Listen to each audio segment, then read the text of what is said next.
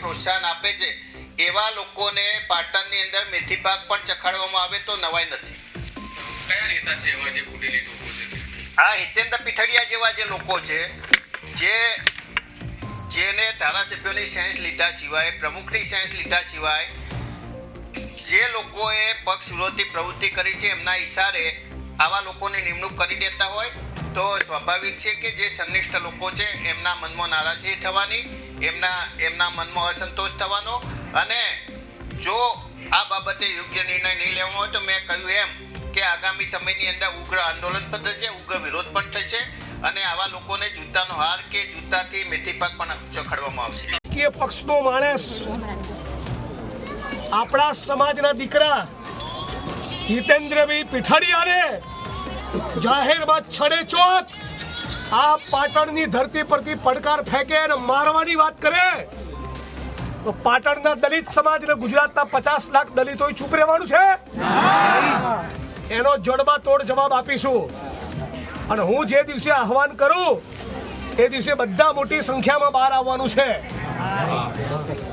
મારી પાર્ટીનો હોય, સામેવાળી પાર્ટીનો હોય કે ત્રીજી કોઈ પાર્ટીનો હોય, આત્મસન્માનના મુદ્દે અમે કોઈ દિવસ સમાધાન કરતા નથી.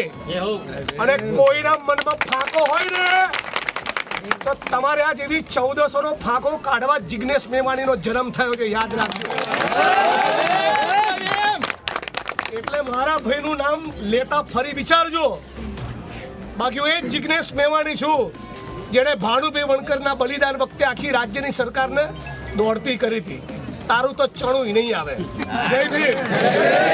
મીડિયાથી પોતાનો વિડીયો જાહેર કરી અને એવું કહેવા માંગતા હતા કે હું આવું છું પાટણની અંદર, તમે બધા હજારોની સંખ્યાની અંદર હાજર રહેજો, પરંતુ માત્ર 5 કે 25 જે લાગતા વળગતા લોકો હતા એવા લોકો હાજર રહ્યા હોય અને પોતાની જાતને જે લોકો માસ લીડર ગણાવે છે એમના કાર્યક્રમની અંદર 5-25 લોકો હાજર હોય એટલે આવા લોકો એ માનસિક ઘણીવાર હતાશ થઈ જતા હોય છે.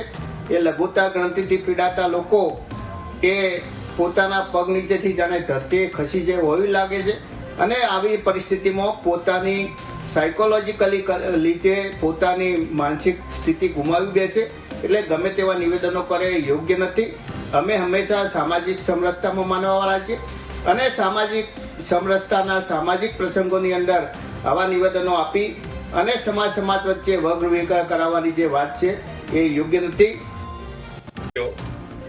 પ્રજાની ચિંતા કરતા નથી, રાષ્ટ્રના વિષયની કોઈ ચિંતા કરતા નથી, પરંતુ અંદર એવું લાગે છે કે એક અહમની લડાઈ અને કોંગ્રેસની મૂળભૂત માનસિકતા જાતિવાદી વિભાજન ગુજરાતની પ્રજાનું કરવું, આ માનસિકતાના આધારે જે કામ કરી રહી છે એ માનસિકતા કદાચ સાર્વજનિક રીતે અંદર ઉજાગર થતી હોય એવું લાગે છે. ભાજપનો આંતરિક ગેંગવોર આપણે બધાએ જોયો છે. ક્યાંક લેટર કાંડ થાય છે, ક્યાંક પેનડ્રાઈવો વેચાય છે, ક્યાંક એકબીજાને બધી જ રીતે ખતમ કરવાના પ્રયત્નો થાય છે.